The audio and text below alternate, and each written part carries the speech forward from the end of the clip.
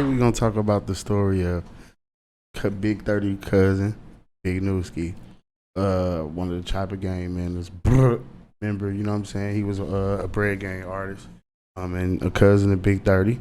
I won't be too long about it because I mean, like I said, at the end of the day, he passed away January 2022. And basically, his death led to the split of, you know what I'm saying, ultimately Big 30 and Moneybagg Yo.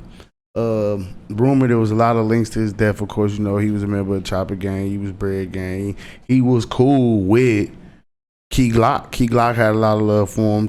A lot of dudes in True Mafia had a love for him. Like, it wasn't no beef or nothing like that. Like, a lot of guys, he was well respected. And Moneybagg rapped about him a lot at one point. He did a lot of sliding for Moneybagg, if that's what you want to call it. He had a street presence.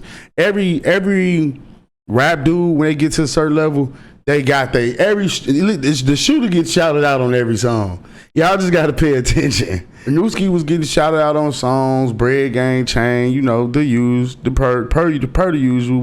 what usually happen, what's usually going on. And basically, it got to a point where street beef was prevalent.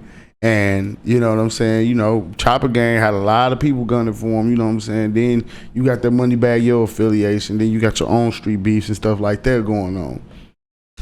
Basically, it comes a time where, you know, he out and about, he chilling, parked in the whip, get hit, pass away. Now, of course, and then I think here's the slight. Big 30 was really repping Bread Gang. He was doing what he's supposed to. And I mean, if you're gonna play that route and be street all the way with the you should have went to Nuskie funeral. Like, I didn't know that until I really did my research.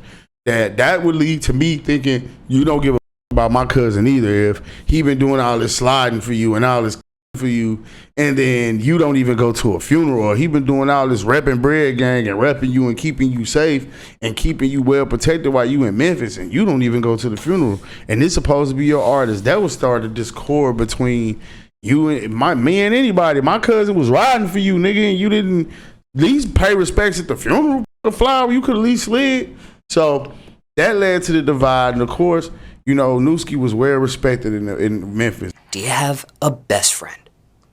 Yeah, I got a best friend. He passed away though. And care to share who he was?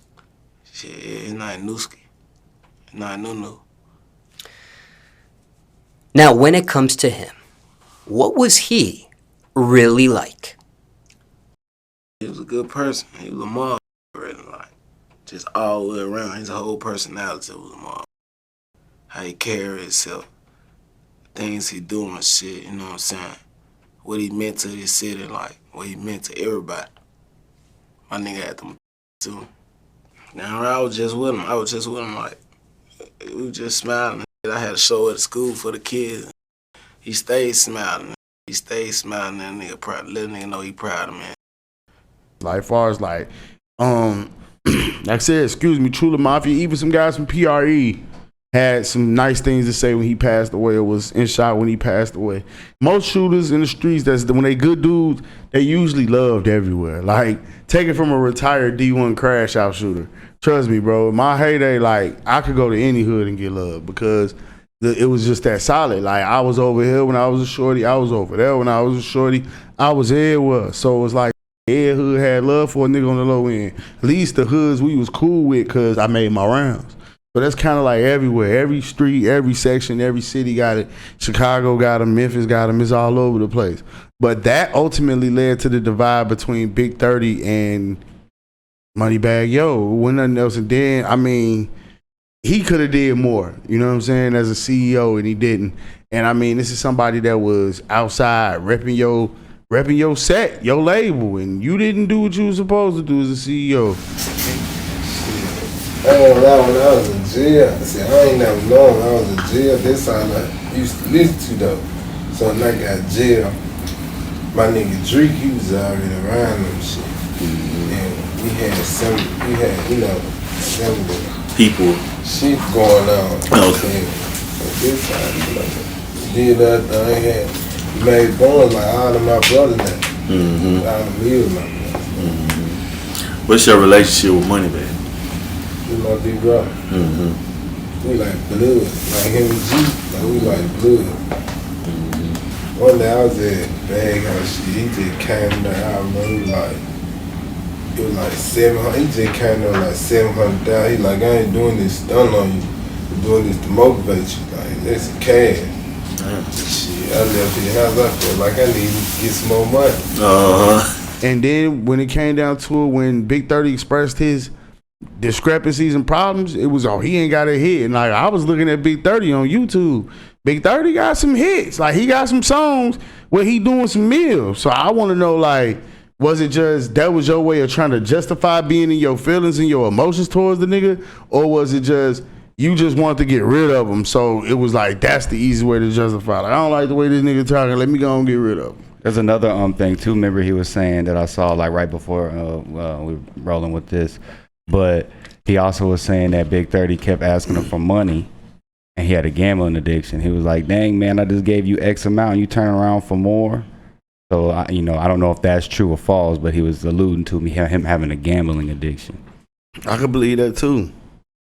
A lot of these young dudes be having gambling addictions and all that. Nigga, you trying to hit on the dice, nigga, fuck that. You just got a deal. Nigga be trying to hit on the dice, man. Nigga trying to get back. What he lost on the dice. But to your point, it does look fishy when Moneybagg doesn't go to the funeral. Yeah, it looks fishy. So it's that part of the game. Like I said, man, I think that goes along the line with what I've been saying with this rap, man. Like, unless you got your own situation, don't sign with a nigga because it get tricky. Mm-hmm. That's my opinion. Don't sign with nobody because it get tricky. Especially to another rapper, like you said. Don't sign to another rapper. It's gonna get tricky. It's gonna get feelings involved. Something's gonna get involved. Something's gonna get involved. Somebody's gonna be bothered. Somebody's gonna be angry. Somebody's gonna be upset. It's gonna be that way. I can't describe it no more. Like, I haven't seen a situation where it worked well. Too many where it worked well, especially recently. Unless they really your day one homies.